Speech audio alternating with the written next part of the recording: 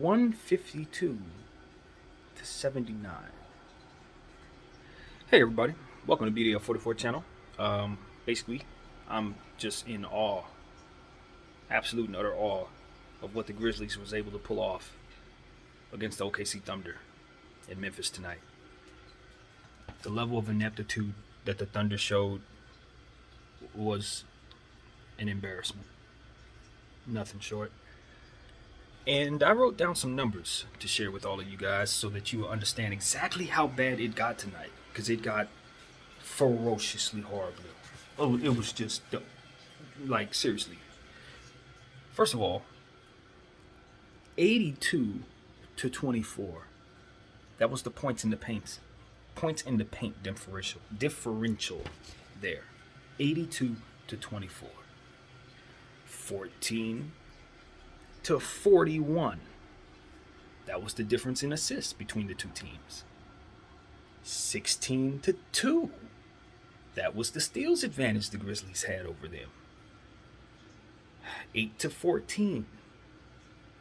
That was the difference in offensive rebounds. And 53-24. That was the difference in total rebounds.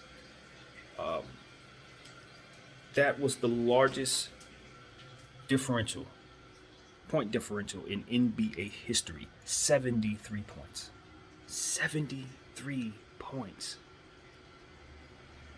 I don't know who needs to be fired. I don't know who needs to be held accountable or traded. Probably everybody, honestly. Probably everyone. I feel bad for the OKC Thunder fans and the organization because they're a very proud bunch. They've had some fantastic players come through their doors, since they came into the league about 20 years ago.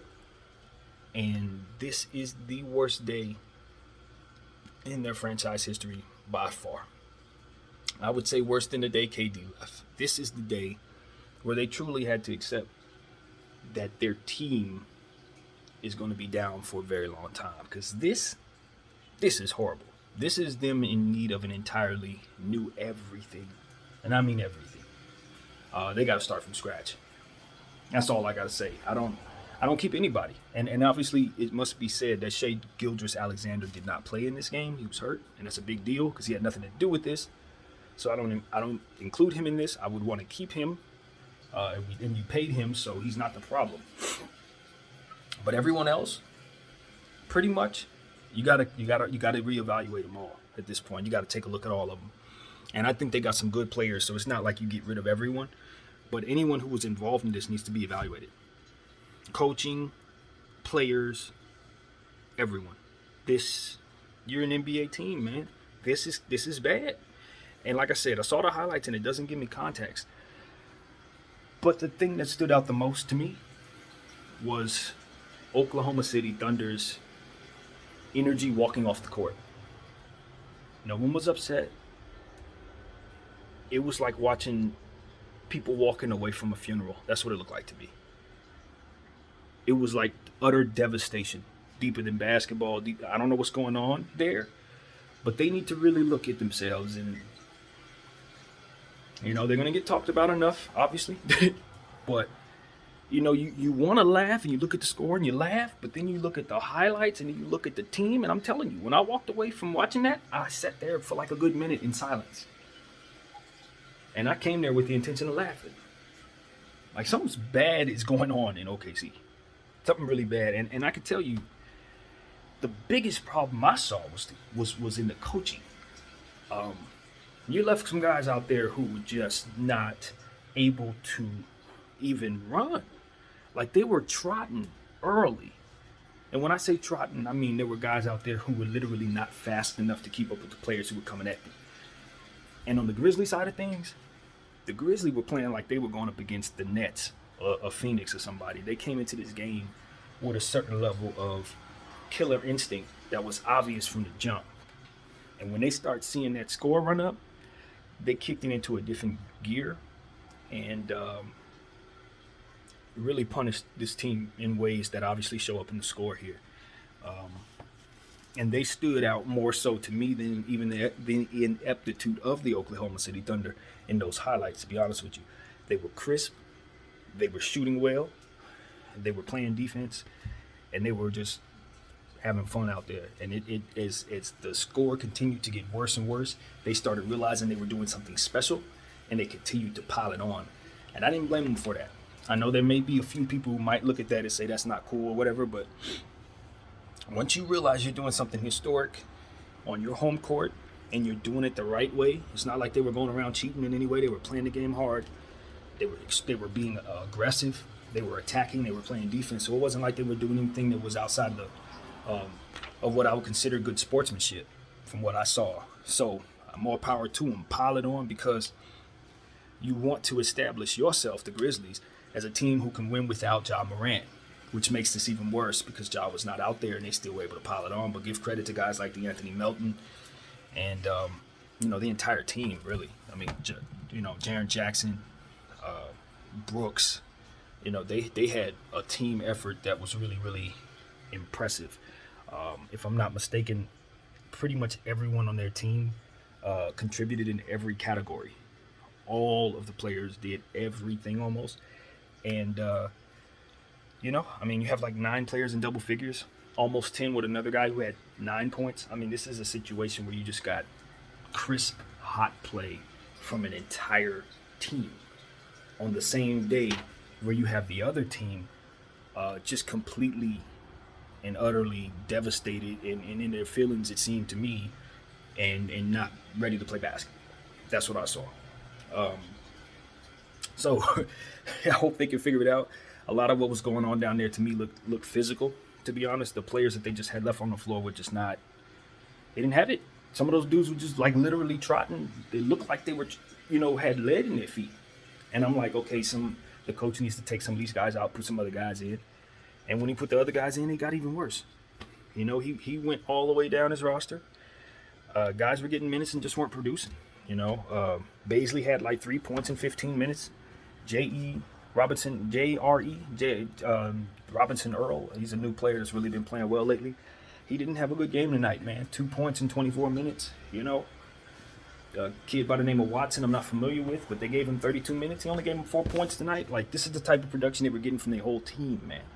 Gabriel Deck had 4 points in 22 minutes. Pokashevsky had 4 points in 19 minutes. I mean, you got to look at the whole team. The guys I didn't mention actually put up some stats. You see what I'm saying? They did a little something, but it was a lot of guys who were down there just trotting and going through the motion. And, of course, the effort, you could see in the score, the effort wasn't where it needed to be. And the team ended up getting demoralized, and it just got worse from there, And so, as far as I'm concerned, this is a young Oklahoma City team who's undermanned to a degree, obviously missing their star. But you got to take a look at everybody here.